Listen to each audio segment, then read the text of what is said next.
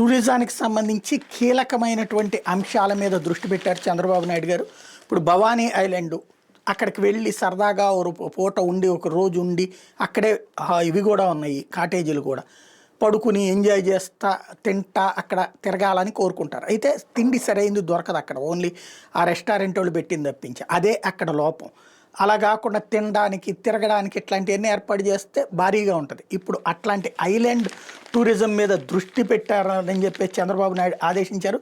మాల్దీవుల తరహాలో రాష్ట్రంలో island tourism ఉండాలని చంద్రబాబు అన్నారు. సూళ్లూరుపేట దగ్గర ఉన్న చిన్న ద్వీపాలు బీచ్ పర్యాటకం కింద అభివృద్ధి చేయడానికి అవకాశం ఉందని చెప్పారు. 25,000 గదులు నిర్మించగలిగితే పర్యాటకులను ఆకర్షించవచ్చు. బీచ్ పర్యాటకం మీద మాస్టర్ ప్లాన్ తయారు చేయాలని ఆదేశించారు. బాపట్ల సమీపంలో సూర్యలంక అత్యంత సురక్షితమైన తీర ప్రాంతం అని సూర్యలంక బీచ్ రిసార్ట్స్ని బ్రాండింగ్ చేయాలని సూచించారు. ఇక్కడ 15 కిలోమీటర్ల బీచ్ ఫ్రంట్ అభివృద్ధి చేయాలన్నారు.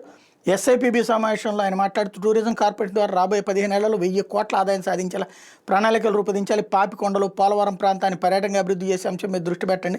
కోనసీమ పులికాటు విశాఖ క్లస్టర్లు అద్భుత పర్యాటక క్లస్టర్లుగా తయారవుతాయి.